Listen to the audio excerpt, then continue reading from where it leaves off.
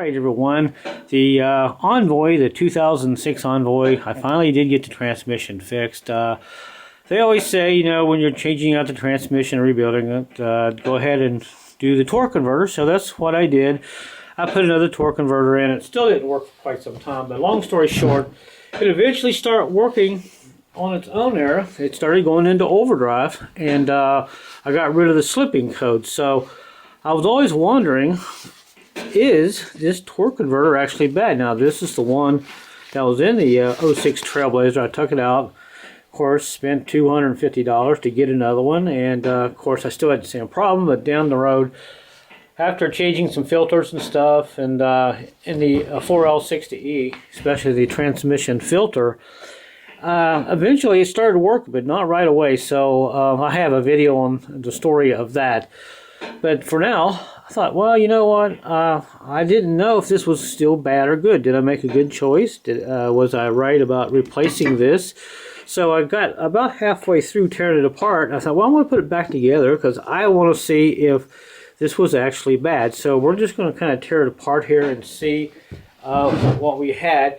These things go from about $200 to $450, but if you want to get a high performance one, you'll have to get a little more money out of your pocket. But for the most part, I did cut it off around here, and this has a date on it, and it's either a date or a code, 09/17/08. So it was remanufactured through General Motors, and this was all in the vehicle when I bought it. The transmission was never right in this vehicle, and I had it 3 years, and now it's finally shifting pretty good. So I don't have that slipping component code. So let's go ahead and I'll show you what I did. I took a grinding wheel with a thin wheel and cut around it here. Had safety glasses on and gloves and all that. So if you're going to do something like this, just to see if this was actually bad or not. It's too bad because I just threw away probably $300 here. But we'll see if it's bad or not. So I cut the circle off on it around the sides here. I think you can kind of see it there, how I kind of cut it. It's kind of heavy. Alright, so there's that, and there's the stator. We got some bearings in here, we got some clips. I took this clip out already just to kind of speed up the video, and of course you got some bearings here and all that. I'll probably have to get a screwdriver to pull that out there. But most of the times when people change these out, put new ones in, they never know if this was actually the problem or not. You have to actually tear it apart like I did to find out, just out of curiosity. So, or you can send it in and have it rebuilt, but I don't think it's even worth it unless you live next door to a shop, because sending these out probably $50 now through mail. So there's that piece. Now we got a bunch of bearings here. I'll have to take all this out here. Pull this one piece up. Maybe I can do it like this. So there's all this stuff here. Alright, a bunch of junk there, springs and little things. Like I said, I got right to here and I stopped and I put all this back in. So I didn't go any further than this. Now we'll go ahead and start taking some of this stuff apart. And that bearing feels pretty good, actually. It looks pretty good. I mean, everything looks really good here, so I don't know. Alright, so we'll go ahead and see if we can get the rest of this out of here. This stuff's pretty heavy. You gotta wear gloves so you don't tear your fingers up. Alright, so there's some more stuff that just came out. Alright, there's the back of it. I mean, it's seals, looks good. That looks alright. Some more bearings here.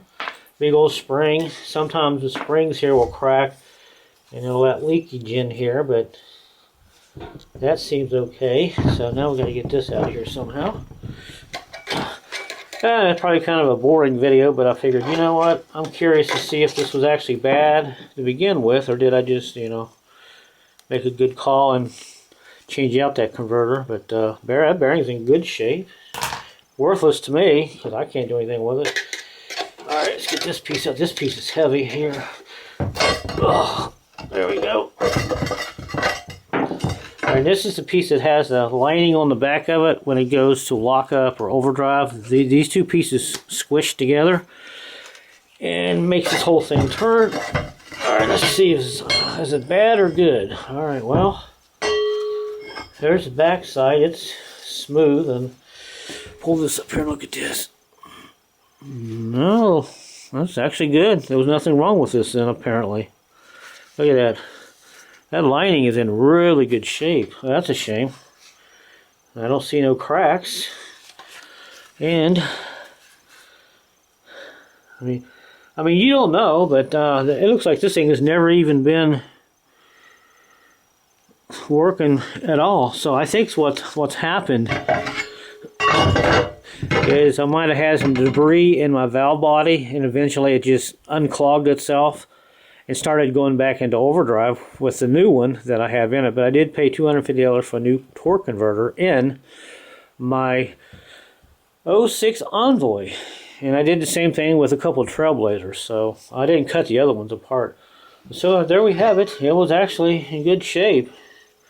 So, but you never know about these things. That's the one downside. So, and there's not really that many seals in here. You got a seal over here on this piece, right down right here. That little thing, I don't know if you can see it or not. Probably not for the lighting. It's a little seal right there. And that's the only seal I see. Then you got the seal on the shaft that goes through here from the transmission into the front pump and all that. But alright, well, that was interesting. Yeah, now I know. So hopefully down the road, and down the road I definitely will continue replacing the torque converter with remanufactured ones just to be safe. So there you go, guys. So little quick video there. You just never know about these torque converters. So, but at least my transmission now seems to be shifting pretty good without any problems. Until the next video, guys, I'll see you later.